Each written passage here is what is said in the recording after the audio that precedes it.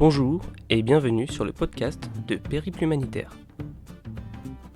Je suis Bertrand Roussard et mon parcours de vie m'a amené à me questionner sur la solidarité internationale, son histoire, ses différentes formes d'action, ses réussites et ses échecs. À travers une série d'interviews, je vous propose de découvrir le monde de l'aide humanitaire grâce à des acteurs de terrain.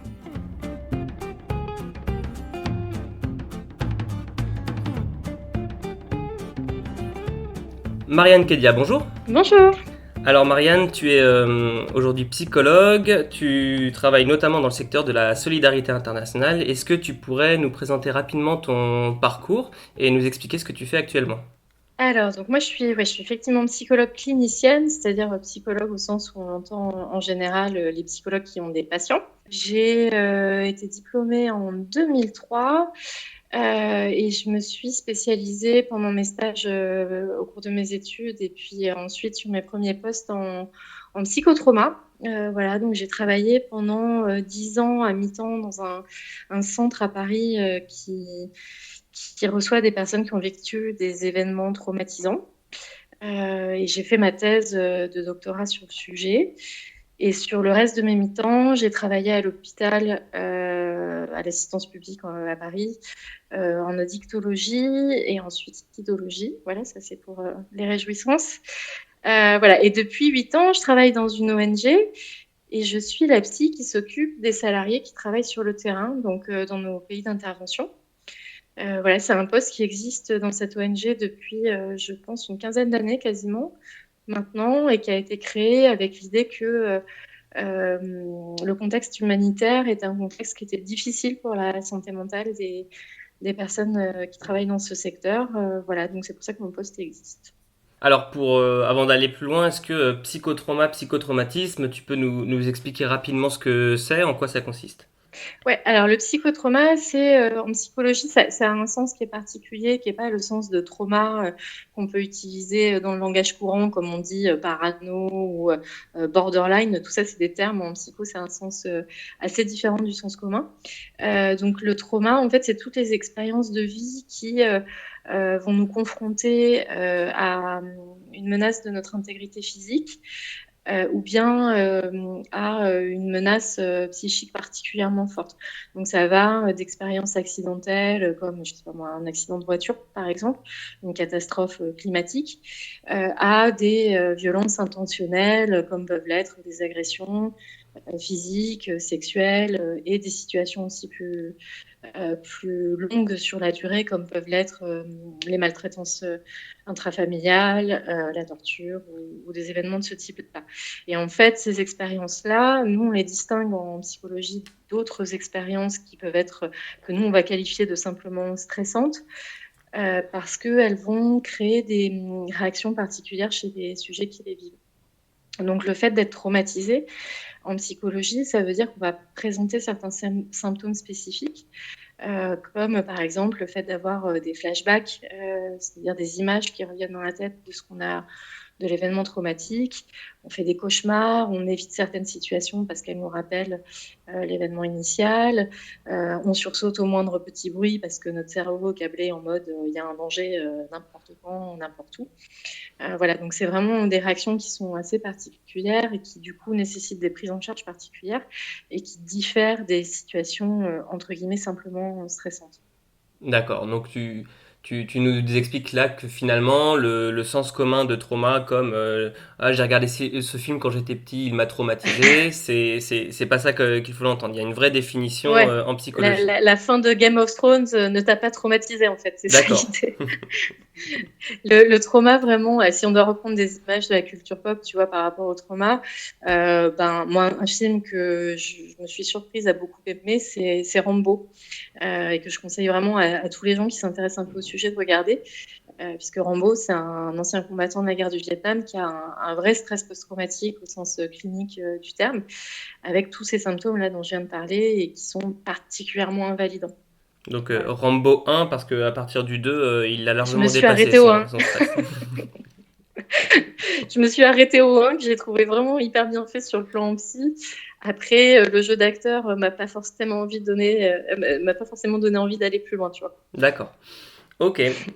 Donc le psychotraumatisme, et si on peut faire un petit rappel historique, il me semble, une notion qui est apparue notamment au début dans le milieu militaire. Oui, c'est dans les années 70, c'est justement après la guerre du Vietnam, c'est beaucoup le milieu militaire qui a ramené ça. Et puis après toutes les grandes guerres antérieures, on en parlait déjà.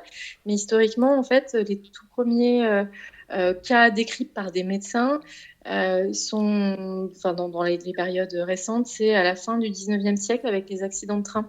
Quand on a commencé à mettre en place des voies ferrées et qui ont été utilisées par le grand public, en fait, il y a eu pas mal d'accidents au départ. Et c'est là qu'on a eu les premières descriptions vraiment scientifiques du trauma. Même si c'est des trucs, enfin, des descriptions de trauma, on en trouve plein dans la littérature, à commencer par l'Iliade et l'Odyssée, où il y en a plein. Donc, c'est des phénomènes qu'on connaît depuis longtemps, mais médicalement, c'est fin du 19e. Et effectivement, ensuite, les guerres, la Première Guerre mondiale, la Seconde, et la guerre du Vietnam, beaucoup, ont remis le sujet sur le tapis et ont fait évoluer les descriptions psychiatriques sur le sujet.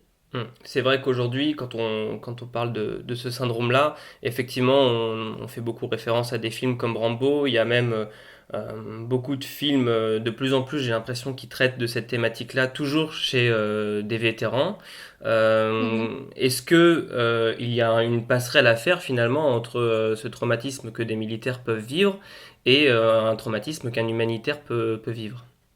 Oui, la passerelle, elle est assez évidente, c'est les contextes d'intervention. Finalement, voilà, les zones de conflit sont des zones où on trouve beaucoup d'humanitaires. Donc, effectivement, il y a des types d'événements qui sont assez comparables, des types de risques qui peuvent être comparables.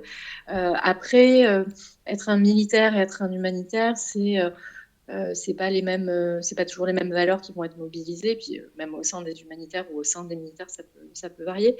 La grosse différence avec les militaires, c'est que les militaires sont aussi acteurs des violences, souvent. Donc ça va créer encore des problématiques assez complexes et différentes de celles des humanitaires. Mais oui, il y a quand même un parallèle sur les zones les contextes d'intervention, c'est clair. Et donc, est-ce que la prise en charge de personnes qui ont vécu des traumatismes sur des terrains en guerre va être différente entre un militaire, justement, ou un humanitaire? Alors, moi, je n'ai pas travaillé avec des militaires, mais la différence, elle va résider dans le fait que le militaire est acteur aussi d'une autre manière. Évidemment, je dis pas que ça ne veut pas dire que les humanitaires font rien, mais ils ont pas un AK-47 à la main et ils sont pas en train de eux-mêmes tirer sur d'autres personnes. Donc, c'est la différence principale. La question du sentiment de culpabilité ou de la culpabilité, entre guillemets, réelle, va pas être du tout la même. Donc, en psychothérapie, effectivement, on fait, je pense pas, la même chose avec des militaires et avec des humanitaires. Maintenant, les grands principes de traitement du trauma, ils restent les mêmes, quel que soit le type d'événement traumatique qu'on traite, que ce soit parce qu'on a été victime de violences sur le terrain humanitaire en République de Centrafrique ou parce qu'on a été agressé dans la rue un soir à Nîmes. Voilà, il y a des principes, il y a des causes en fait qui font que le cerveau va fonctionner d'une manière particulière après un événement traumatique. Et finalement, bah, c'est ça qu'on va essayer de traiter en psychothérapie, quel que soit le contexte dans lequel la personne intervient. Et donc, justement, pour ce qui est des humanitaires, est-ce que c'est quelque chose qui arrive régulièrement d'être victime de traumatisme sur le terrain? Alors, régulièrement, je n'irai pas jusque-là, mais vivre des... Alors, déjà, c'est pas parce qu'on vit un événement qui est potentiellement traumatisant qu'on va nécessairement être traumatisé. Ça dépend vraiment du type d'événement. Par exemple, après une catastrophe naturelle, si la vie reprend son cours relativement rapidement, et même s'il y a eu de gros dégâts et des décès, on considère qu'environ 2% des victimes vont développer un stress post-traumatique. Si tu vis des violences intentionnelles commises par un autre être humain, là, les scores vont grimper. Donc, dans l'humanitaire, on est plus confronté que dans d'autres contextes à des incidents potentiellement traumatiques. Et on est en fait à des taux, si on prend et les expats et les salariés nationaux, on a environ 18% de la population humanitaire qui souffre d'un stress post-traumatique. Et ça, c'est un chiffre qui est énorme. Parce que dans la population normale en France, par exemple, on est en dessous de 2%. Donc en France, en dessous de 2%, dans l'humanitaire, au-dessus de 17%. Donc c'est un différentiel qui est colossal. Maintenant, sur ces 17%, on sait que la plupart des personnes qui vivent des événements traumatisants dans l'humanitaire, ce sont des salariés nationaux. Donc des salariés qu'on recrute sur place, qui sont originaires du pays d'intervention. Donc ça veut dire qu'ils sont exposés dans leur travail, parce que c'est souvent ces salariés-là qui vont le plus sur le terrain, dans des zones dangereuses, etc. Ils y vont plus que les salariés internationaux, expatriés. Ils vivent aussi à titre personnel plus d'expériences traumatiques parce qu'ils sont originaires de la zone de conflit. Donc forcément, eux, ils n'arrêtent pas leur mission au bout d'un an. Ils vivent dans cette zone de conflit depuis 20 ans. Et puis aussi, les salariés nationaux, ça représente 90% des salariés des ONG à l'heure actuelle. Donc, il est normal qu'ils soient plus nombreux à développer des stress post-traumatiques. Mais ça veut dire du coup que oui, être dans l'humanitaire, on est plus à risque de vivre un événement traumatique que si on travaille en France dans un milieu assez classique. Voilà, mais il ne faut pas retenir que 20% des expats dans l'humanitaire sont traumatisés parce que ça, c'est pas tout à fait vrai. Ça dépend aussi des endroits où on décide de travailler. Les ONG font des classifications en fonction du risque associé à certaines zones. Au sein d'un même pays, on peut avoir des zones qui ne sont pas à risque et des zones qui sont à risque. Donc ça, c'est des choses aussi qu'on peut plus ou moins maîtriser en choisissant son lieu d'affectation. Toujours sur l'histoire donc du psychotraumatisme, depuis Mhm. quand finalement est-ce que les ONG s'intéressent à cette problématique-là, notamment auprès, comme tu viens de le préciser, du staff national? Depuis quand en fait est-ce qu'on prend en considération ce traumatisme qui peut être vécu par les travailleurs humanitaires? Alors, pour les salariés expatriés, en fait, je pense que c'est venu beaucoup plus tôt, et je dirais dans les années 80.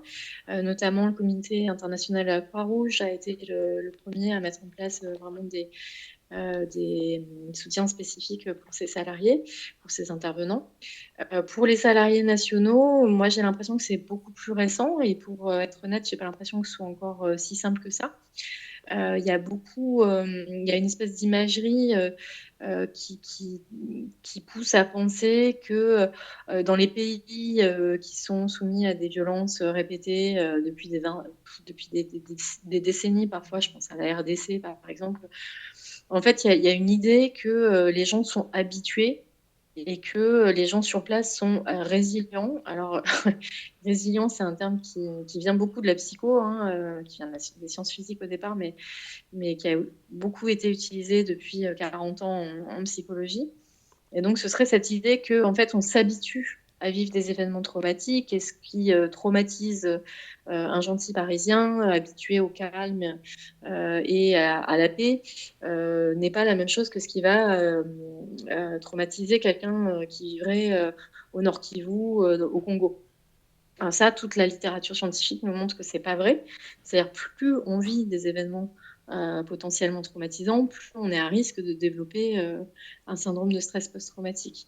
C'est vraiment le terme de trauma, en fait, ça vient du grec qui veut dire blessure, comme un traumatisme physique. Donc la métaphore, on peut vraiment la filer. C'est-à-dire que si je te tape une fois sur la jambe, peut-être la première fois, tu auras qu'un bleu. Mais si je te retape dessus régulièrement, au bout d'un moment, ça va fissurer, ta jambe risque de casser. Ou si ta jambe est déjà cassée et que je te retape dessus, il est plus probable qu'elle recasse. En trauma psychique, c'est exactement la même chose. C'est-à-dire que plus tu as eu la chance de grandir dans un environnement qui est sain, qui est protecteur, etc., plus tu vas facilement te remettre d'un événement potentiellement traumatisant. Et à l'inverse, plus tu vis des événements potentiellement traumatisants, plus tu risques d'être traumatisé. Donc, dans le milieu humanitaire, il y a encore beaucoup de croyances autour du fait que les Occidentaux, par exemple, seraient plus fragiles et plus traumatisables que des salariés nationaux qui vivent fréquemment des incidents traumatiques. Donc ça, c'est complètement faux, évidemment.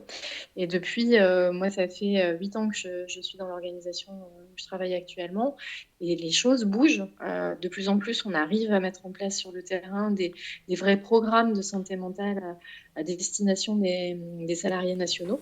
Donc ça, c'est vraiment une évolution qui est super chouette, mais il y a encore du boulot à faire là-dessus.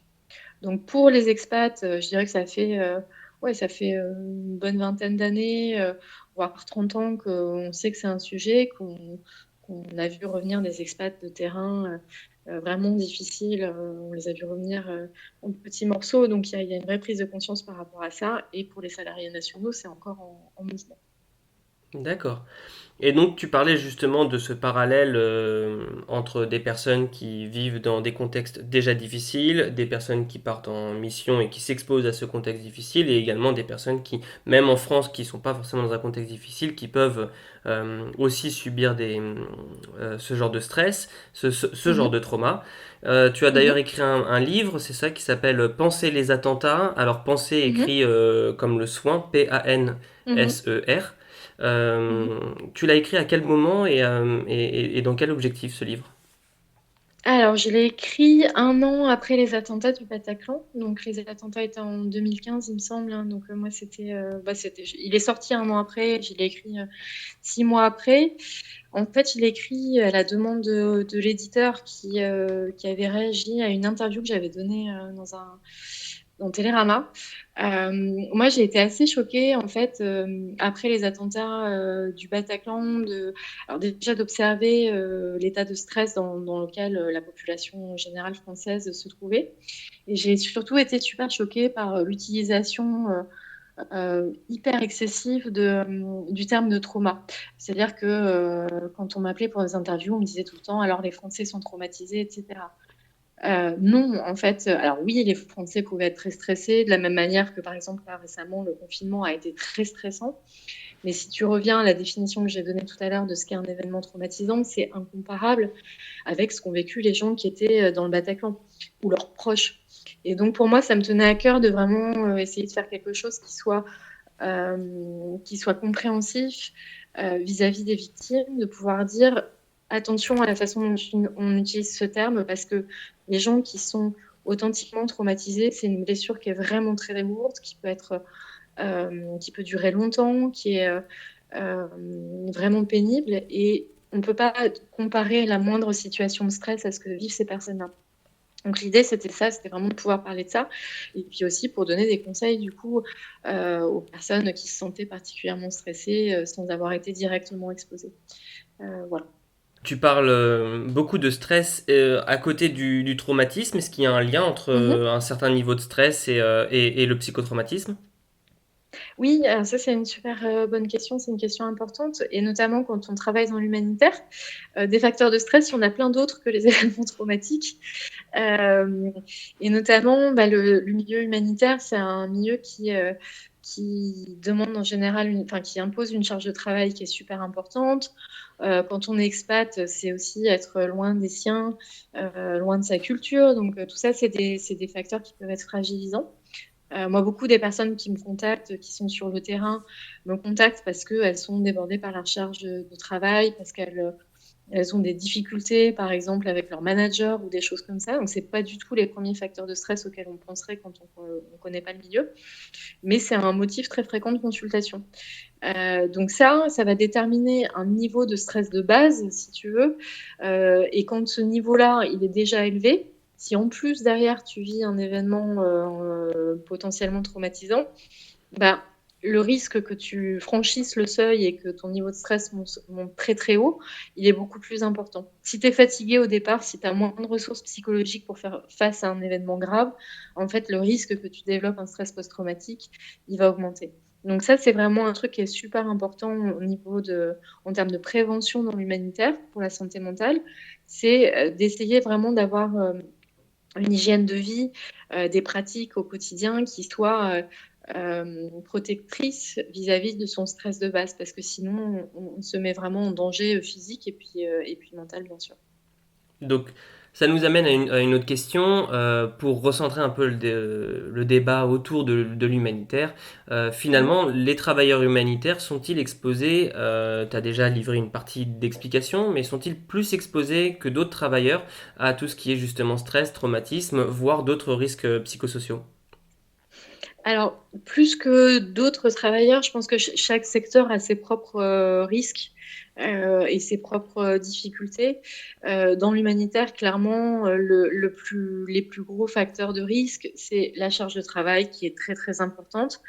Dans un milieu où moi je trouve qu'il y a quand même une culture assez sacrificielle, c'est-à-dire que être un bon humanitaire, c'est vraiment se donner corps et âme, mettre parfois sa propre santé de côté pour voilà, vraiment s'investir à 400%.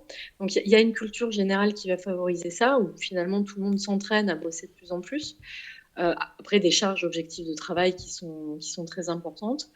Et puis le côté mauvaise hygiène de vie, qui est quand même un truc assez spécifique à l'humanitaire, moi que j'ai trouvé plus que dans d'autres secteurs.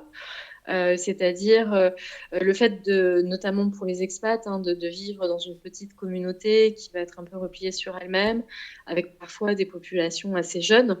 On va trouver des consommations d'alcool ou d'autres drogues qui vont être plus importantes que dans d'autres secteurs, etc.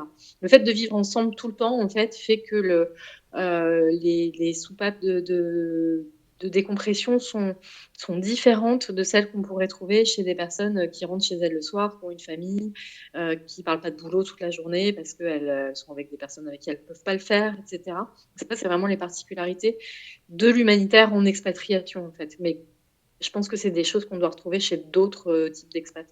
Et donc toi, ton rôle dans cette organisation, quel est-il? Quel est ton rôle? Est-ce que tu fais de la prévention auprès de ces humanitaires? Est-ce que tu fais un soutien au quotidien? Ou est-ce que tu es là principalement pour, une fois qu'ils sont rentrés, éventuellement détecter d'éventuels psychotraumatismes et pour faire pour assurer la prise en charge? Alors, moi, mon rôle, il est sur 3 niveaux à peu près. Euh, je suis là pour tous les... Donc, je suis la seule à occuper ce poste, hein, dans une organisation qui a à peu près 350 expats déployés et 10 fois plus de salariés nationaux. Et je m'occupe des 2 populations. Donc ça fait beaucoup pour un seul psy, bon, ce qui est déjà très chouette, hein, d'avoir un psy, toutes les organisations n'ont pas. Mais du coup, alors je vois pas tout le monde, pour les expats, je les vois pas tous au départ parce que j'ai pas le temps de voir tout le monde. En revanche, ils sont prévenus par leur RH qu'il y a un psy. Je les vois tous au retour pour faire un petit bilan de comment s'est passé la mission. Est-ce que ça leur a plu professionnellement? Est-ce que ça a été stressant? Comment ils l'ont vécu aussi personnellement? Parce qu'une expatriation, c'est pas que une expérience pro. Donc ça, c'est un premier volet de mon intervention. Le deuxième volet, c'est quand il y a un incident de sécurité, je suis proactive. Donc, je suis prévenue qu'il y a eu un incident de sécurité, qui peut être un accident de voiture, un braquage, enfin vraiment tous les types d'événements qu'on peut trouver dans notre milieu. Et dans ces cas-là, je prends les devants et j'ai une équipe de collègues au siège qui ont été formés au premier secours psychologique, donc ils sont pas psy, mais ils me donnent un coup de main et je les supervise pour qu'on appelle tous les salariés qui sont concernés par l'incident et qu'on essaye de repérer justement s'ils ont déjà des signes qui peuvent faire penser à un trauma, etc. Et on les accompagne là, le temps nécessaire jusqu'à ce qu'ils aillent bien après l'incident. Et puis mon troisième volet d'intervention, c'est depuis quelques années, on crée ce que je te disais tout à l'heure, des programmes sur le terrain où on envoie des psys qui vont être responsables de s'occuper vraiment de la santé mentale des salariés nationaux. Donc à l'heure actuelle, j'en ai dans 2 pays différents. Il y a 2 psys qui s'occupent à temps plein des salariés nationaux de la mission. Voilà.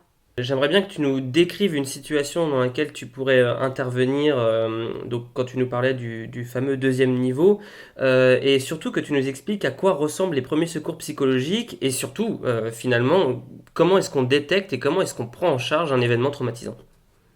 Ouais, alors, quand on vit un événement traumatisant, en fait, au moment même de l'événement, on peut avoir certaines réactions qui indiquent que on a eu un niveau de peur particulièrement intense. Et en fait, c'est ça qu'on va regarder dans ce qu'on appelle le post-immédiat, c'est-à-dire vraiment les premières heures, les premiers jours qui suivent un incident traumatique. En fait, dans les premiers secours psychologiques, on va observer ces réactions-là. Donc, ces réactions-là, c'est notamment ce qu'on appelle le freezing, donc comme un Mr. Freeze, hein, pas comme mes cheveux sont frisés. Le freezing, c'est ces réactions de sidération en fait, que certaines personnes peuvent avoir, notamment si tu as regardé un petit peu les images à la télé après des gros attentats, tu vois des gens qui ont l'air complètement hagards, qui parfois savent plus où ils sont, comment ils s'appellent, etc. Ça, c'est des réactions qui sont très typiques de personnes qui ont beaucoup monté en termes de stress.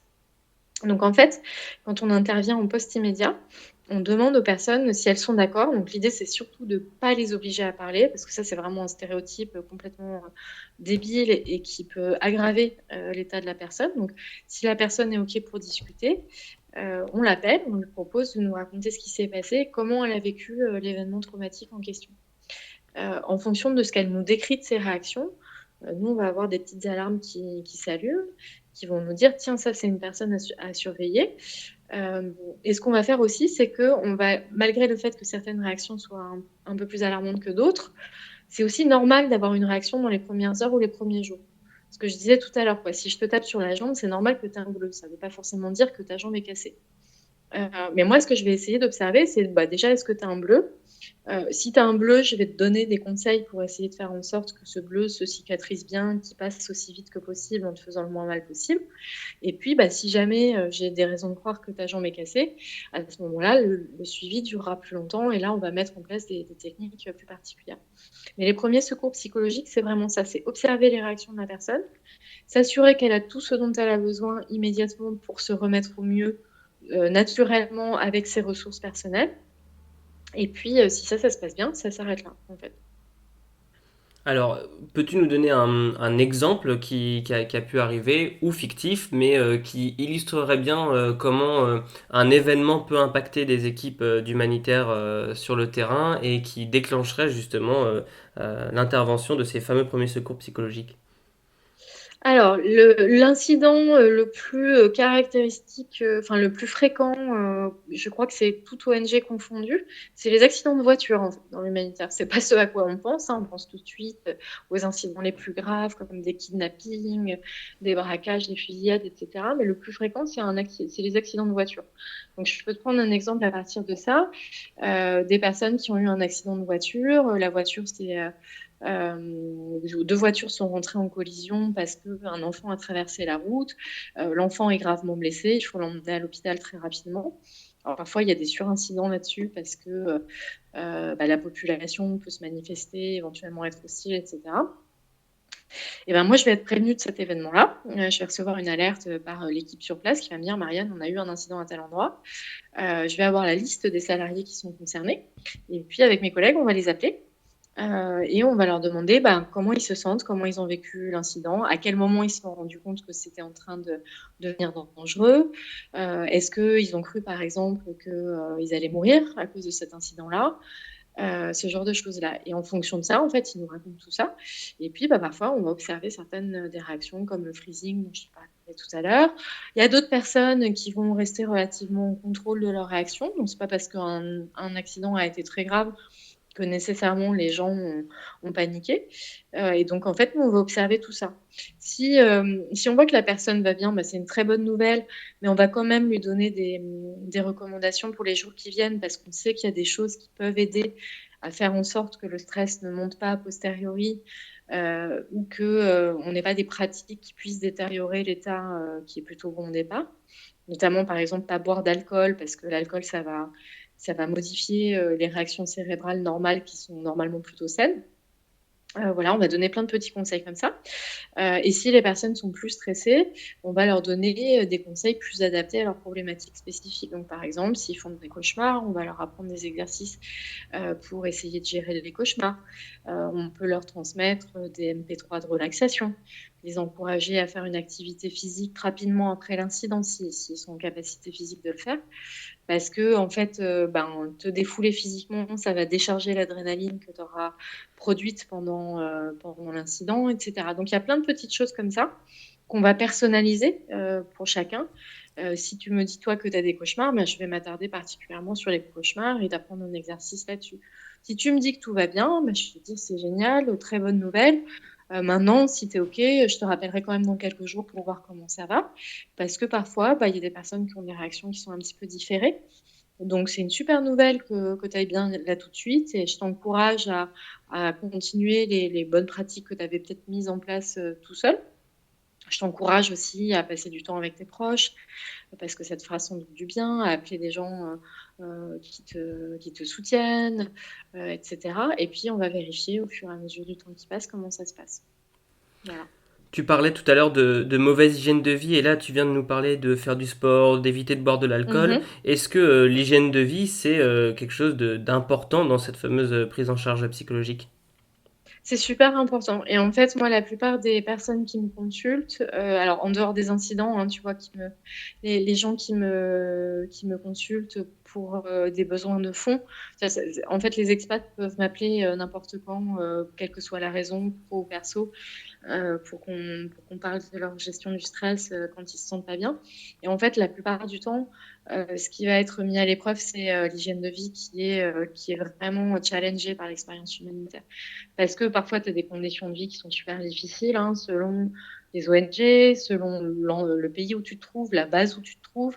Les conditions de vie vont beaucoup changer. Donc, tu peux être habitué à un certain niveau de confort et puis tout d'un coup, beaucoup perdre parce que tu te retrouves au fin fond d'une base où tu n'as pas d'eau courante, tu as du mal à varier ton alimentation, par exemple, etc. Donc, il y a ça, vraiment l'hygiène de vie de fond. Le fait aussi parfois d'être dans certains environnements où tu n'as pas trop le droit de sortir de la maison et du bureau, tu fais tous les allers-retours en voiture, donc tu n'as plus aucune activité physique. Donc, je suis vraiment pas sportive, hein. Je suis la meuf la moins sportive que je connaisse. Malgré tout, l'activité physique, c'est bon pour la santé mentale aussi, pour les raisons que j'évoquais. C'est-à-dire quand on est stressé, en fait, pouvoir évacuer ce stress en se défoulant physiquement, c'est hyper important. Donc tout ça, c'est des choses auxquelles vraiment j'essaie d'encourager les humanitaires à se discipliner parce que le système humanitaire, la charge de travail dont on parlait tout à l'heure, c'est vraiment des facteurs qui vont faire que c'est pas simple de maintenir une bonne hygiène de vie. Donc il faut vraiment en fait prendre son hygiène de vie comme un vrai sujet. Moi, j'encourage souvent les gens à se mettre dans leur planning des temps de détente, de loisirs, de sport, etc. Parce que sinon, en fait, tu as très vite fait d'être sur un terrain très glissant qui fait que tu t'épuises à petit feu et que, en fait, le risque qui est très important dans l'humanitaire, c'est aussi ce qu'on appelle le burn-out. Donc, c'est vraiment de s'épuiser à cause du travail. Et contrairement au stress post-traumatique dont on a parlé avant, le stress post-traumatique, les gens, ils font très bien la différence entre avant et après l'incident. Ils peuvent te dire, bon, avant l'incident, ça allait bien, puis il s'est passé ça, et depuis, je fais des cauchemars, je n'arrive pas à dormir, je sursaute tout le temps. Dans le burn-out, il y a vraiment cette idée de progression, ça se fait petit à petit, et en fait, tu te rends plus compte de ton niveau de fatigue. Donc, il faut vraiment faire attention à ça, régulièrement se demander où on en est, pas hésiter aussi à demander à ses proches de donner des feedbacks, que les proches puissent dire, mais là j'ai l'impression que tu as changé, je te sens plus irritable, tu as l'air très fatigué, etc. Parce que le burn-out, c'est insidieux, c'est progressif. Et que généralement, quand on s'en rend compte, c'est qu'on est déjà vraiment épuisé. Et donc, quand on arrive à ce niveau-là, c'est plus difficile de s'en remettre, même si on s'en remet, hein. Mais ça prend un peu plus de temps et puis on peut se sentir vraiment mal. Tu viens de faire le parallèle, le lien avec le burn-out. Est-ce que le burn-out, c'est finalement du stress qui se cumule et qui finit par écraser un petit peu la personne qui le subit, tandis que Mhm. un événement traumatisant, ça va être un stress très intense d'un coup qui Ouais, va provoquer un trauma? c'est ça. Le stress post-traumatique, c'est cette effraction à ce truc qui menace ta vie ou ton intégrité morale de façon très brutale et qui fait que en quelques minutes, ton état psychique va basculer. Le burn-out, c'est vraiment l'accumulation. Alors, la charge de travail n'est pas le seul facteur de burn-out, mais le burn-out, c'est vraiment cet ensemble de symptômes. C'est pas que la fatigue, hein, le burn-out. On a tendance à penser ça, mais c'est aussi le fait, par exemple, d'être super détaché par rapport à ce que tu fais. Dans l'humanitaire, ça peut très bien prendre la forme de moi, je crois plus du tout dans ce qu'on fait. Les bénéficiaires, j'en parle à peine parce que c'est pas un sujet. Enfin, voilà, ce côté très cynique qu'il peut y avoir, ça, c'est un symptôme de burn-out. Et effectivement, en fait, tout ça, ça vient pas du jour au lendemain. Ça vient d'un épuisement. Donc, il y a vraiment cette idée de j'ai cramé toute mon énergie, je l'ai dépensée, dépensée, dépensée, et j'ai pas reçu suffisamment d'énergie en retour. L'énergie, ça peut être des gratifications de mon management, des bénéficiaires, des choses comme ça. Ça peut être plein de choses différentes, mais il faut qu'il y ait un équilibre en fait entre l'énergie que je dépense et l'énergie que je récupère. Quand il y a un déséquilibre entre les deux et que ça dure longtemps, c'est là qu'on a un risque de burn-out. Pendant la pandémie du Covid-19, en France, il y a eu le confinement et dès le début de ce confinement, tu as fait de la prévention avec Marine Meunier, que j'ai également interviewé sur un autre podcast. Enfin, j'ai vu que tu avais fait des vidéos pour justement prévenir les personnes, les préparer au confinement, où tu expliquais que c'était une situation qui était assez fréquente dans l'humanitaire et qu'il était possible de se préparer à ça. Est-ce que dans ton travail, il y a une grande part de prévention? Oui, il y a une part importante de prévention. Alors après, dans l'organisation où moi je travaille, on a un personnel qui est plutôt expérimenté. C'est des gens qui ont déjà plusieurs années d'humanitaire derrière eux, donc ils découvrent pas complètement les difficultés quand ils partent avec nous. Mais oui, il y a cette question que, en fait, voilà, ce qu'on vient d'évoquer du burn-out, qui est quand même un risque important, qui, moi, dans les consultations que je fais, est l'un des principaux déclencheurs de consultation, enfin, tu vois, d'une demande de soutien psy. Euh, il y a beaucoup de choses qui relèvent de qu'est-ce que je fais avant que ça arrive pour que ça n'arrive pas, justement. Donc ça, c'est une partie qui me semble importante.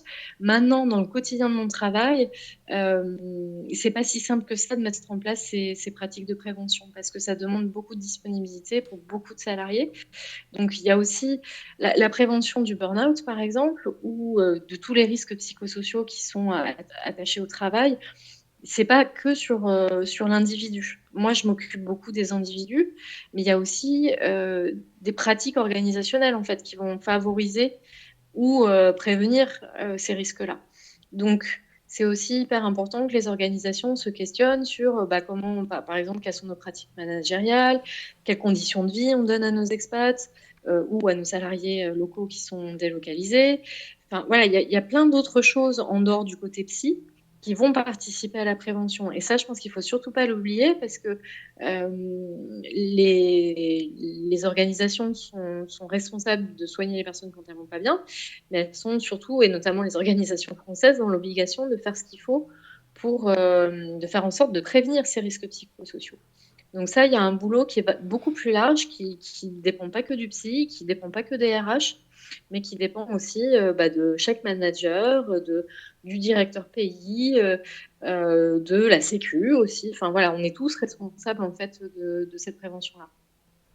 Et tu expliquais tout à l'heure que systématiquement, à chaque retour de mission, il y avait un entretien avec toi, c'est ça? Mhm. Pour le Sauf personnel si la personne expatrié. refuse. D'accord, sauf si la Pardon? personne refuse. Oui, oui, oui, c'est pas une obligation du tout et c'est complètement confidentiel.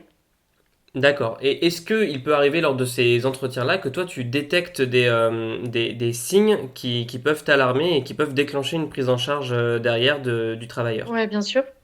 Bien sûr, ouais, ouais.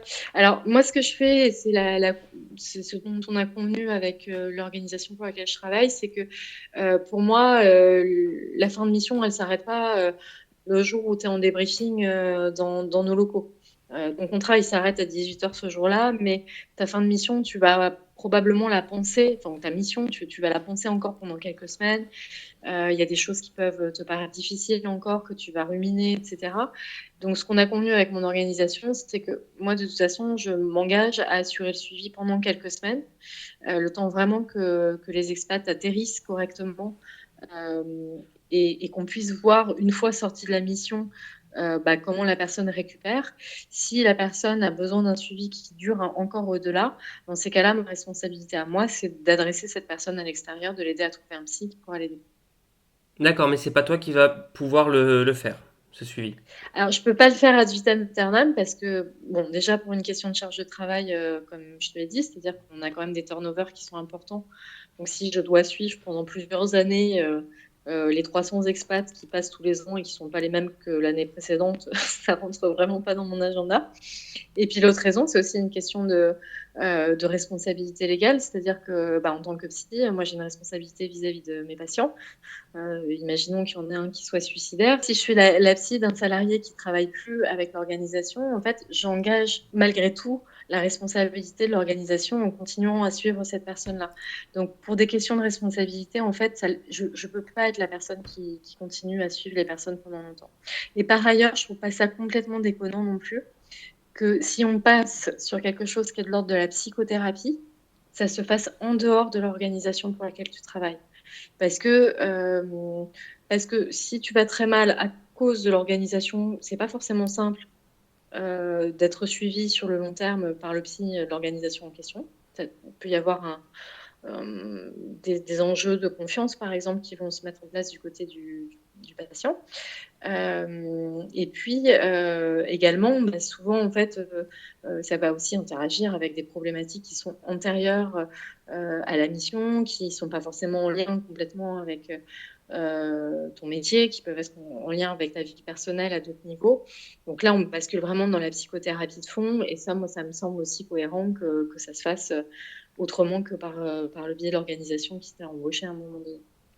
Ça semble assez logique. Vis-à-vis du rapport avec l'employeur, j'ai récemment vu un reportage qui avait été fait par Charles Villa sur le psychotraumatisme, enfin le syndrome de stress post-traumatique chez les militaires, lui pour le coup. Mmh. Et il y avait un souci de reconnaissance de ce Mmh. traumatisme-là chez les militaires, notamment. Il évoquait la difficulté que ces personnes-là avaient à faire reconnaître Mmh. ce traumatisme commun. Alors, d'une part, un handicap, et puis un peu plus loin, Maladie une blessure professionnelle. de guerre, voilà, une maladie professionnelle. Mmh. Et Mmh. je me pose la question, voilà, est-ce que dans l'humanitaire, un stress post-traumatique ou un burn-out peut être considéré comme une maladie professionnelle? Oui, oui, complètement, et on peut faire une déclaration d'accident du travail, hein, pour ceux qui sont sous, la sécurité, sociale française. C'est quelque chose qu'on peut complètement faire. Alors c'est intéressant parce que du coup, ça veut dire que, quand tu es français, tu vas être pris en charge, différemment au niveau financier, si c'est, dans le cadre d'un accident du travail que tu présentes, ces difficultés-là. Après en termes de culture, je pense que c'est de plus en plus reconnu.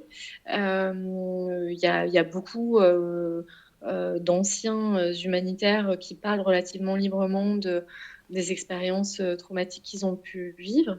Maintenant, ça reste une culture quand même, moi je trouve un peu, je vais être caricaturale, en ayant conscience de l'être, mais un peu macho. C'est-à-dire que, c'est pas si simple que ça, de reconnaître qu'on a eu, une blessure psychique, à cause de certains événements. Donc on est dans un truc un peu ambivalent, en fait, par rapport à ça, moi, je trouve. C'est pour ça que je trouve que c'est intéressant que de plus en plus d'ONG aient des psys en interne, parce que pour le coup, le psy, tu peux lui dire ce que tu veux sans jugement et sans transmission. C'est-à-dire que moi, ce que les gens me disent, c'est confidentiel. S'ils ont des blessures, s'ils ont un stress post-traumatique, je ne le dirai à personne, sauf à eux. Et c'est eux que je vais conseiller. Donc ça crée quand même au sein de l'institution un espace qui est sécurisé où on peut parler de ça. Ça, c'est vachement important, et c'est un peu la grosse différence avec l'armée. L'armée, en fait, le problème, c'est que les psys, je ne sais pas si c'est encore le cas, mais pendant très longtemps, ça l'a été, les psys qui soignaient étaient aussi les psys qui validaient pour partir sur le terrain, etc.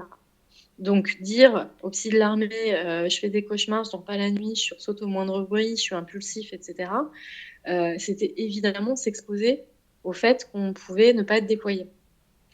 Donc ça, c'est vraiment ça, c'est un souci qu'on n'a pas dans l'humanitaire, pour le coup. Toi, justement, ton lien avec les ressources humaines, tu ne participes pas, par exemple, aux entretiens des personnes qui vont partir sur le terrain afin d'évaluer leur stabilité mentale, Non. par exemple. Alors moi, je suis rattachée dans l'organigramme, je suis sous le DRH directement, donc je suis vraiment, tu vois, j'appartiens au département des ressources humaines parce qu'on se dit, c'est une fonction des ressources humaines de prendre soin des équipes. Mais en revanche, mon activité est complètement confidentielle. Donc ce que me disent les gens, ça reste entre mes 2 oreilles et ça n'en sort pas. La seule limite à ça, en fait, c'est le code de déontologie des psychologues qui veut que, si une personne courait un grave danger, psychique, par exemple un risque suicidaire, très élevé, ou une personne qui est délirante, je suis dans l'obligation de faire ce qu'il faut pour la protéger. Donc c'est très rare, mais c'est déjà arrivé que je sois obligée de sortir du secret professionnel pour dire cette personne-là, je veux qu'elle rentre immédiatement, etc. Mais la plupart du temps, en fait, ça ne se passe pas du tout comme ça. Je ne fais pas de transmission. En revanche, je vais dire au salarié lui-même, c'est pas la plupart du temps, hein, c'est 99,9% des cas, je ne dis rien à personne. Et si je pense par exemple que la personne devrait arrêter sa mission parce qu'elle va pas bien et qu'elle aurait besoin de certains soins ou qu'elle aurait besoin simplement de sortir, c'est à cette personne-là que je vais le dire et à personne d'autre en fait. Après, si t'es pas efficace dans ton boulot, si tu es productif 2 heures par jour sur les 10 que tu passes au bureau, moi c'est pas mon problème en fait. Mon sujet c'est l'individu et ce qu'il y a de mieux pour lui. Et je travaille avec des adultes qui sont en capacité de prendre des décisions pour eux-mêmes. Donc tant qu'ils sont pas délirants, tant qu'ils sont pas dans un état qui fait que ils prennent des décisions qui les mettent particulièrement en danger ou qui mettent d'autres personnes en danger, je n'interviens pas. D'accord. Tu parlais tout à l'heure du fait que de plus en plus d'ONG internalisaient ce poste de psychologue. Mhm, C'est une question qu'on peut légitimement se poser. Est-ce que mhm. ça fait partie de la culture humanitaire? Est-ce que toutes les ONG prennent en compte cette prise en charge et cette prévention psychologique? Ou est-ce que finalement ça n'appartient qu'à que de très rares ONG qui en ont les moyens? Alors, les petites ONG n'ont pas les moyens la plupart du temps, effectivement. Donc, je pense que dans la plupart des ONG, quand des expats sont confrontés à des incidents très très graves et qui sont éminemment traumatiques, même dans le sens commun du terme, dans ces cas-là, souvent on propose d'être en contact avec un psy qui serait externe. De plus en plus quand même d'ONG ont un psy en interne ou au moins donnent accès à un certain nombre de consultations gratuites avec un cabinet extérieur. Donc c'est vraiment en train de se populariser. Et on peut aussi se poser la question de est-ce que c'est pas mieux d'avoir un psy externe en termes de neutralité, confidentialité, etc. Moi, je trouve que c'est une bonne question. C'était une question qui était très très présente à mon esprit quand j'ai commencé à bosser dans l'ONG où je suis aujourd'hui, parce que en tant que psy, j'étais là, mais comment ça, tu peux pas être psy, tu peux pas être à l'intérieur et également psy avec toute la neutralité dont on a besoin. En fait, il y a une culture particulière dans l'humanitaire et le fait que les gens te connaissent, soient familiers avec toi, qu'ils te voient de façon routinière à la fin de la mission, etc., bah ça dédramatise complètement le fait de voir le psy ou de l'appeler. Donc en ça, moi, je trouve que c'est intéressant d'avoir le psy en interne et pas en externe. Voilà. Tu nous disais tout à l'heure qu'il y avait également des psychologues qui étaient responsables de la santé mentale directement dans certains pays d'intervention. Mhm. J'avais une autre question. Est-ce qu'il arrive que des psychologues interviennent directement sur les programmes? Là, on a beaucoup parlé de la fonction support, du soutien aux salariés. Est-ce qu'il arrive aussi que dans le cadre des programmes humanitaires et pour les bénéficiaires, il y ait des programmes psychologiques ou des En santé psychologues qui mentale. participent? Oui, oui, oui, bien sûr. Ça, c'est tout un pan assez important des programmes humanitaires aujourd'hui. Donc, il y a plein de psychologues sur le terrain qui travaillent pas avec moi, du coup, qui travaillent avec ceux qu'on... Moi, on m'appelle, mon service, mon unité, on appelle ça le staff care psychologique. Et il y a tout dans beaucoup d'ONG, notamment les ONG qui font de la santé, de la nutrition, etc., il y a des psys qui travaillent pour les bénéficiaires, où là, on va vraiment parler de santé mentale.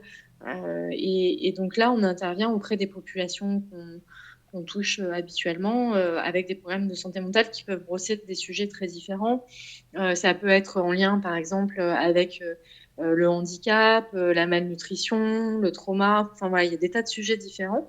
Donc pour les psys, les personnes qui sont psys et qui pensent à s'engager dans l'humanitaire, il y a vraiment de quoi faire.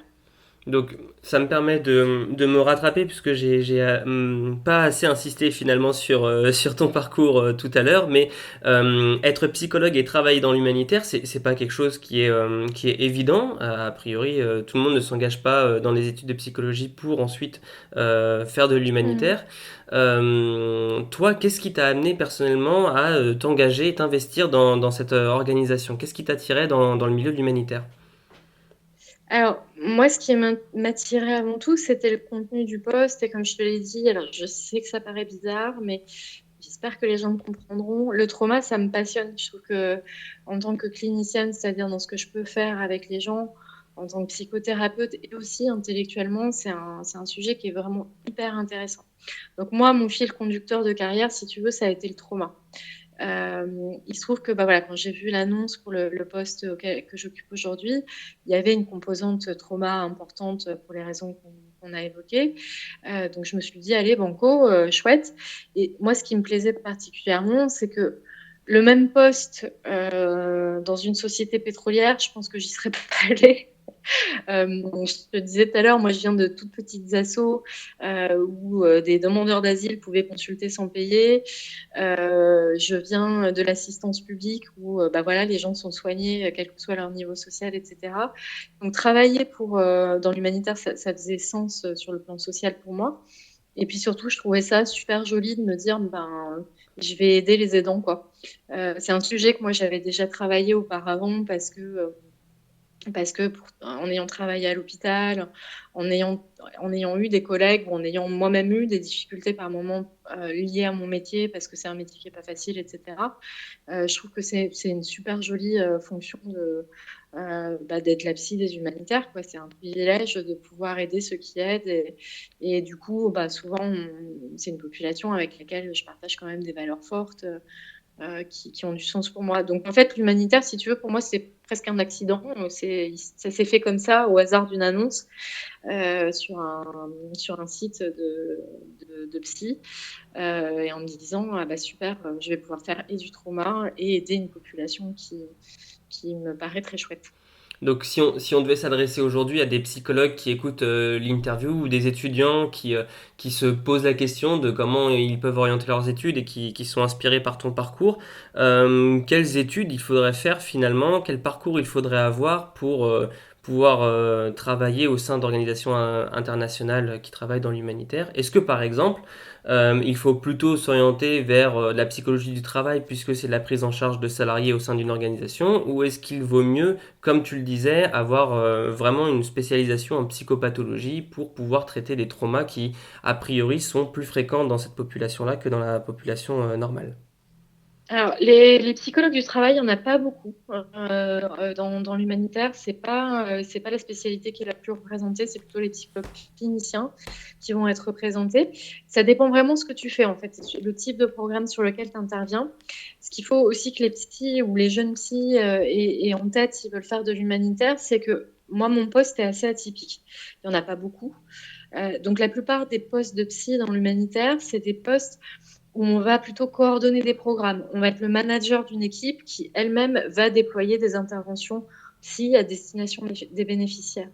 Donc moi, ce que j'entends souvent des psys dans l'humanitaire, c'est qu'il y a ceux qui s'éclatent à coordonner des programmes, qui sont hyper contents parce qu'ils touchent du coup un nombre de gens pas possible à travers leurs équipes. Et puis il y a ceux qui sont un peu déçus parce que ils avaient une fibre très clinique, très psychothérapeutique, et que en pratique, quand ils sont sur ces postes-là, eh ben, ils n'exercent pas beaucoup directement avec les bénéficiaires, puisqu'ils sont plus en pilotage de toutes ces activités. Donc ça, c'est un truc qu'il faut avoir en tête. Donc le parcours, moi, que je recommanderais, bah, regardez les petites annonces, mais c'est plutôt des psychologues cliniciens qu'on va chercher en général, qui ont, si possible, déjà eu une expérience avec des populations migrantes, par exemple, ou dans un contexte interculturel. Ça, c'est deux composantes qui sont importantes. La valence trauma, elle est recherchée parfois sur certains postes, mais c'est pas systématique du tout. Donc après, en termes d'expertise clinique, ça peut être assez différent. Tu parlais de l'interculturalité, c'est un point qui m'intéresse beaucoup. On a déjà essayé de l'évoquer dans d'autres interviews auparavant. Comment est-ce qu'on approche l'interculturalité avec un regard de psychologue? Comment est-ce qu'on intervient auprès de personnes qui vivent dans des pays complètement différents sur le plan culturel d'une autre? Est-ce que l'approche clinique justement va être différente? Quel impact ça peut avoir finalement sur l'action d'un psychologue? Le premier truc à savoir, c'est que les pathologies psy s'expriment pas de la même manière dans toutes les cultures. Voilà, le stress post-traumatique, c'est une des rares qui est quand même assez constante, mais par exemple, la dépression, les symptômes de la dépression en France et dans le Maghreb, c'est pas du tout les mêmes. Donc il y a quand même, il faut avoir une conscience du fait que on ne sait pas grand-chose tant qu'on ne connaît pas un peu la culture et qu'il faut se faire expliquer par des personnes qui la connaissent mieux. Moi, je trouve qu'après, en tant que psychologue, honnêtement, c'est super intéressant d'appréhender le. En fait, le truc que j'ai jamais vraiment compris, ça c'est un truc qu'on me renvoie très souvent. Ah, le psy, c'est un truc d'occidentaux. Euh, les gens au Yémen, ils vont pas vouloir parler avec la psy. Ou les gens qui sont de telle ou telle culture, c'est pas dans leur culture, ils viendront pas te voir. Et c'est complètement faux, en fait. c'est les... Vraiment, pour moi, il y a On un est là pour truc. démonter les idées reçues, donc allons-y à fond, hein. Eh ben, allons-y. En fait, moi j'adore mon métier parce que chaque personne que tu rencontres est différente, en fait. Et même quand tu es un psychologue en France qui travaille avec des Français, t'as pas deux patients qui sont pareils. Et à chaque fois que tu as l'impression que tu as compris un truc sur ton patient, bah, tu apprends une nouvelle chose la séance d'après, tu vois. Et en fait, pour moi, dans un contexte interculturel, c'est juste ça, avec plus de surprises, parce que quand tu connais pas la culture au départ, bah, il y a des choses auxquelles tu t'attends vraiment pas. Donc souvent, enfin, pour moi, vraiment, une des principales qualités chez un psy, c'est d'être curieux. Et c'est par cet angle-là, moi, que j'aborderai l'interculturalité. Donc, il faut vraiment se renseigner sur les croyances des gens. Notamment, il y a beaucoup d'endroits où il y a des croyances qui peuvent beaucoup nous surprendre quand on est occidentaux. Je sais pas, des croyances dans la sorcellerie, le recours à des praticiens comme les marabouts, par exemple, les sorciers, etc. Donc ça, c'est des choses qu'il faut vraiment essayer d'appréhender. Mais pour autant, pour moi, dans la psychothérapie et dans la prise en charge psychologique en général, il y a des qualités humaines de fond qui font que ça passe partout, quoi. Que ça passe, que tu as affaire à un collègue yéménite, à un collègue du Libéria ou du Bangladesh ou du Myanmar, en fait. Et quand tu as cette disponibilité-là et que tu as cette curiosité-là de vraiment d'explorer le monde mental de la personne qui est en face de toi, ben ça se fait quoi, sans problème. Et parfois on est maladroit, mais comme je peux l'être avec quelqu'un qui habiterait dans le même arrondissement que moi. Hein. Donc tu parlais de l'interculturalité. Il y a un livre qui est sorti il y a un petit bout de temps maintenant sur justement l'expatriation et le choc culturel qui s'appelle Fou de l'Inde, ouais, qui a été écrit par Régis Hérault et qui parle de l'interculturalité comme Ouais. pouvant être un facteur de déstabilisation mentale. Est-ce que c'est quelque chose que tu observes toi aussi chez les personnes expatriées dans l'humanitaire?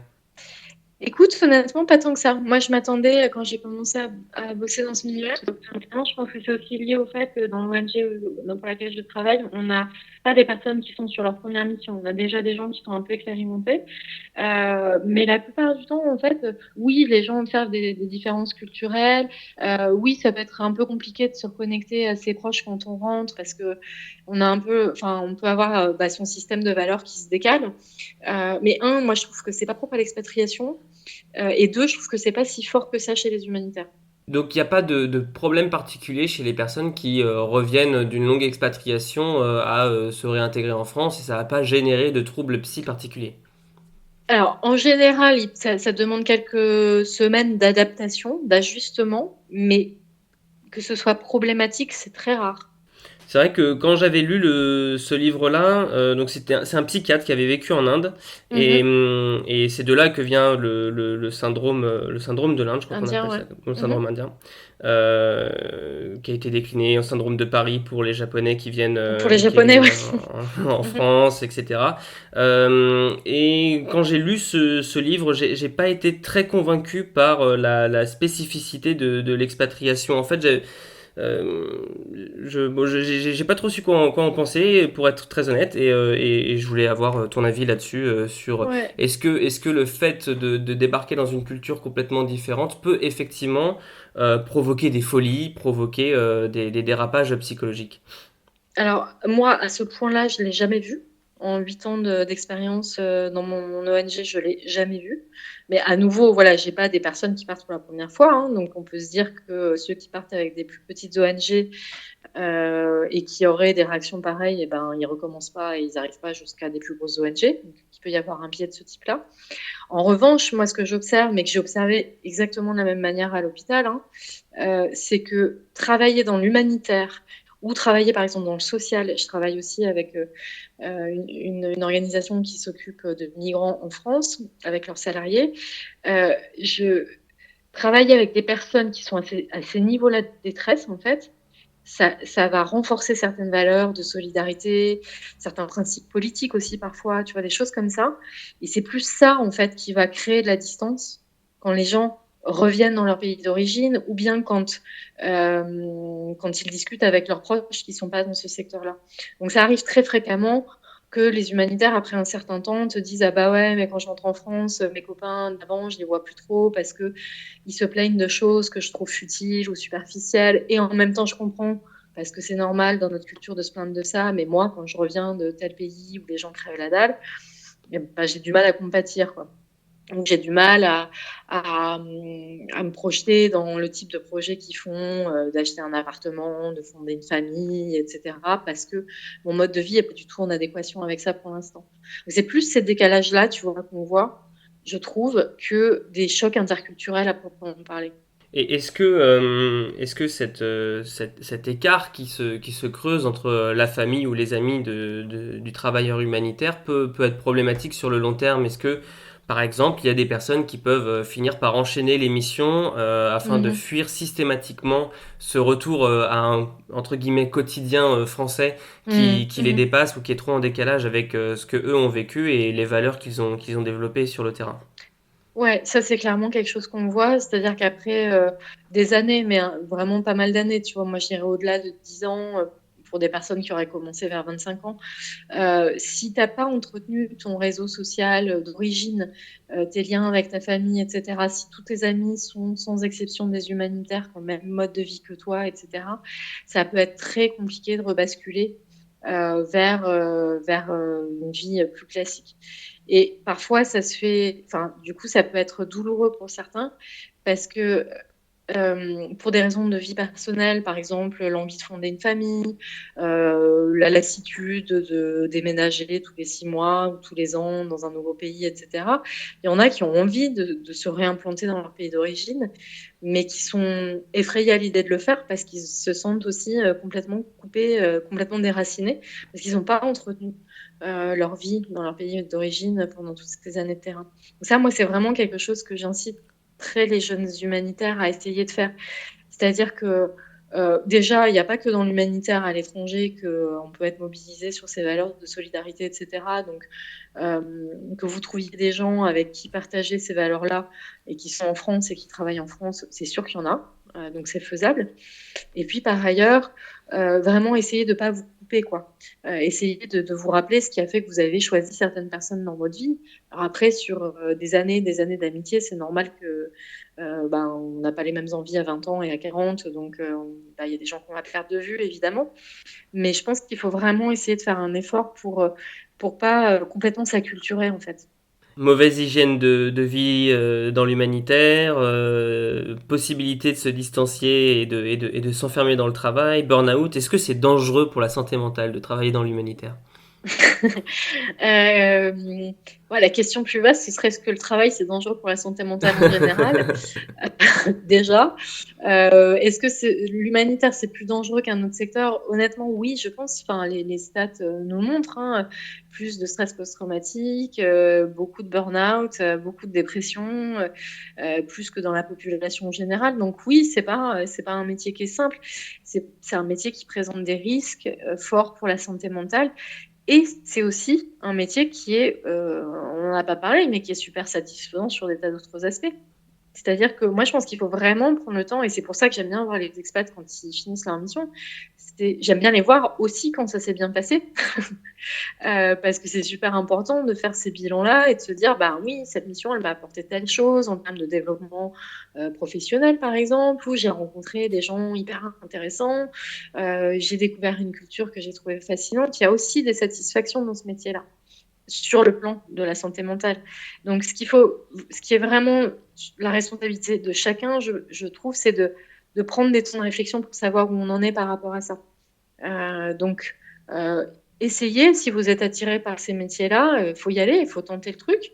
Et puis ben, si après 2, 3 missions, vous voyez que ça ne vous plaît pas, ben, arrêtez, faites autre chose, quoi. Mais au moins, vous aurez essayé. Et c'est pas... même quand on fait un burn-out, en fait, parfois, il suffit de changer de boulot pour passer à autre chose, quoi. Et avec un peu d'accompagnement psy, un burn-out, c'est pas dramatique nécessairement, quoi. Ça peut être très dur parfois, mais voilà, si vous êtes vigilant à comment vous allez régulièrement, que vous pensez à aller chercher de nouvelles solutions, voire des soutiens, notamment psy, bah, quand vous sentez que ça va pas très bien, le risque il va être beaucoup plus contenu. Donc tu dis, est-ce que finalement c'est pas le travail qui est dangereux?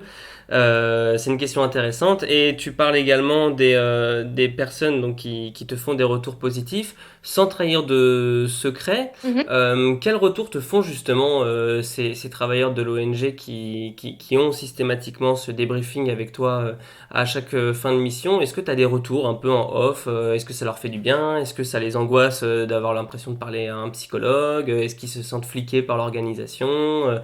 Quel retour tu as? Oh, il y a tout, je pense. Je pense vraiment qu'il y a tout. Alors après, je suis probablement pas la meilleure personne pour être au courant de leurs impressions. Il y en a, je pense, enfin voilà, qui sont reconnaissants, surtout ceux que j'ai pu accompagner pendant qu'ils étaient sur la mission et que ça a été difficile pour eux.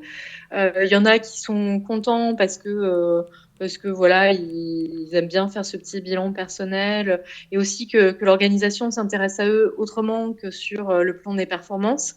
C'est-à-dire que vraiment, pour moi, le débriefing de fin de mission, c'est comment tu vas toi, quoi. Comment tu te sens toi en tant que personne. Donc ça, je pense que c'est un truc qui est important. Il y en a qui comprennent pas trop ce qu'ils foutent là, qui voient pas l'intérêt. Donc on va avoir des entretiens de fin de mission assez rapides, tu vois, en un quart d'heure, c'est plié. Puis je sens qu'ils n'ont pas trop confiance, ils n'ont pas trop envie de me dire. Je sais pas, il y en a très peu comme ça. Et puis souvent, bah, s'ils retravaillent, au bout d'un moment, on arrive à s'apprivoiser. D'où l'intérêt, je pense, d'avoir un psy en interne. Euh, et puis, euh, et puis il y en a qui pleurent parce qu'ils en peuvent plus. Il y en a qui sont super contents parce qu'ils vont partager des bonnes nouvelles. Enfin, vraiment, tu as tous les profils, hein.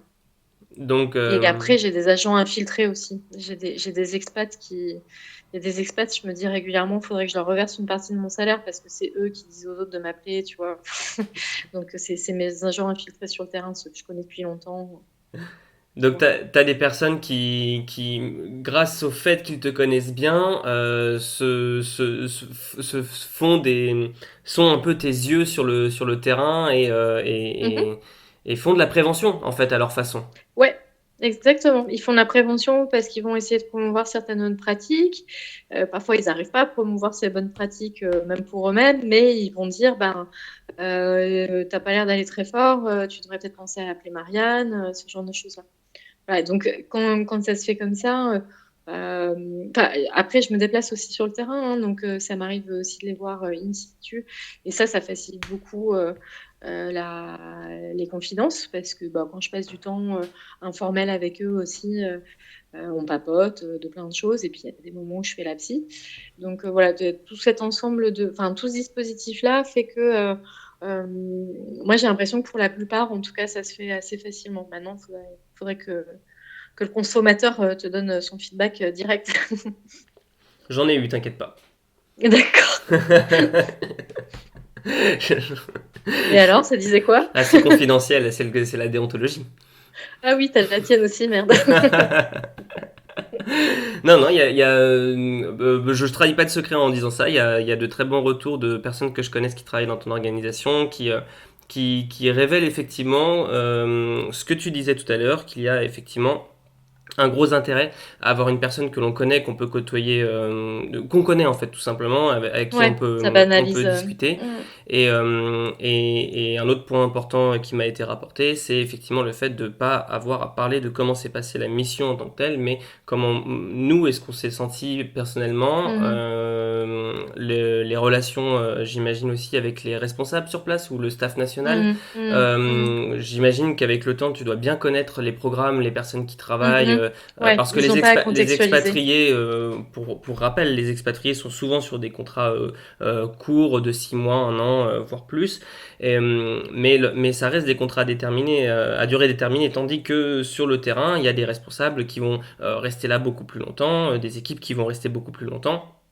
Et, euh, et en fait, l'expatrié, parfois, est plongé dans cette situation et puis il revient. Donc j'imagine que toi, tu dois avoir aussi une bonne connaissance de ce qui se fait un petit peu partout dans ton organisation. Et ça doit te permettre aussi de mieux cerner les retours que les personnes te font, de recontextualiser plus facilement. Ouais, bah c'est ça, je pense que c'est utile pour eux et c'est utile pour moi. C'est-à-dire que le fait d'être en interne, je connais le jargon avec tous les sigles. Ça m'a pris du temps hein, pour le maîtriser, mais et je découvre encore des nouveaux sigles à peu près tous les jours. Mais voilà, il y a une espèce de, bah, on partage une culture de l'organisation qui fait que je sais de qui ils me parlent, que quand ils me disent qu'ils étaient sur telle ou telle base, j'en ai déjà entendu parler, voire j'y suis déjà allée, donc je me représente les choses.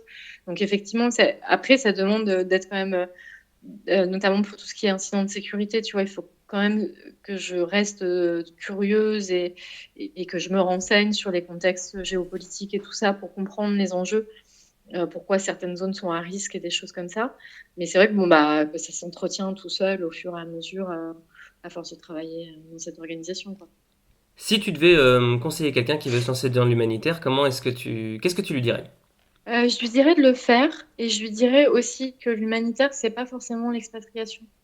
Je trouve que, alors je dis ça aussi parce que moi c'est le milieu dont je viens, mais faire des choses qui visent à aider les autres et qui visent à soutenir des populations fragiles, probablement que vous pouvez le faire en bas de chez vous. Il y a beaucoup d'autres organisations enfin, il y a beaucoup d'organisations qui ont des activités en France et je pense vraiment que voilà, si vous êtes un peu effrayé par les aspects qu'on a relevés de bah, sortir de sa culture, être loin de ses proches, être éventuellement dans des environnements très différents, voire insécures. Si ça vous fait encore un peu peur, ou si ça vous fait toujours peur, bah, pensez de l'humanitaire, vous pouvez vraiment en faire en France aussi. Et donc, ça peut être un bon moyen, à mon avis, de tester, voir si en termes de mandat, il y a des choses qui vous intéressent particulièrement, si en termes d'activité, il y a des choses qui vous intéressent plus que d'autres. Et puis après, peut-être de s'expatrier avec bah, toutes les autres contraintes qu'il peut y avoir. Et par ailleurs, c'est pas que des contraintes aussi, on l'a mentionné, c'est aussi rencontrer plein de gens qui font des choses bah, voilà, qui sont sur la même longueur d'onde que soi, etc. Donc, allez-y, lancez-vous. Et puis surtout, soyez pas effrayés par les risques psy, parce que là, forcément, on en fait des tonnes depuis le début de l'interview, c'est le sujet. Mais c'est plein d'autres choses que ça. Et puis, quand on est confronté à ces risques-là, c'est pas irréparable non plus, quoi. Donc voilà, quand bien même le risque se réaliserait et que vous vous sentiez pas bien à un moment donné sur une mission, c'est pas du tout irréversible. Et je poursuis un peu cette question-là par rapport à ce que tu viens de répondre. Quel conseil tu pourrais donner à des personnes qui vont partir sur une expérience interculturelle, voilà, mais avec une Mhm. organisation qui n'a pas forcément de vigilance par rapport à la santé mentale? Mhm. Peut-être avant de partir, renseignez-vous sur les conditions mutuelles que vous avez. Est-ce que ça comprend des consultations avec un psy? Euh, Enfin, je pense qu'il faut vraiment pas oser, enfin, faut vraiment pas hésiter à poser la question parce que c'est peut-être plus simple de poser la question avant que quand on se sent vachement mal, parce que quand on se sent vachement mal, on va se dire ah là là, mais si je lui demande maintenant, alors que je suis partie depuis 4 mois, si je demande à mon RH, il va se dire que je vais pas bien, que je suis pas à la hauteur et tout. Donc demandez-le avant. Demandez s'il y a quand même un service qui peut être simplement un remboursement par la mutuelle. Et puis, bah, éventuellement, si vous n'êtes pas encore parti, que vous avez un médecin traitant, expliquez-lui votre situation et puis demandez-lui s'il connaît pas un psy. Vous gardez les coordonnées quelque part et puis vous le contacterez s'il y en a besoin. Un psy qui fasse des consultes en ligne, hein, du coup. Eh ben Marianne, merci pour toutes tes explications et pour nous avoir fait découvrir ce nouveau métier dans le monde de Avec l'humanitaire. plaisir, Bertrand. Très bonne journée à toi. À toi aussi. Si ce podcast vous a plu, vous pouvez également le retrouver sur notre site périplehumanitaire.com, périplehumanitaire.com. Vous y découvrirez également de nouvelles interviews, de nouveaux podcasts. Vous pouvez également nous soutenir sur notre page Tipeee. Et bien sûr, si jamais vous aimeriez voir certains sujets abordés ou certains acteurs être interviewés, n'hésitez pas à nous en faire part directement via l'adresse contact du site. Entre-temps, je vous souhaite une très bonne journée et je vous dis à bientôt.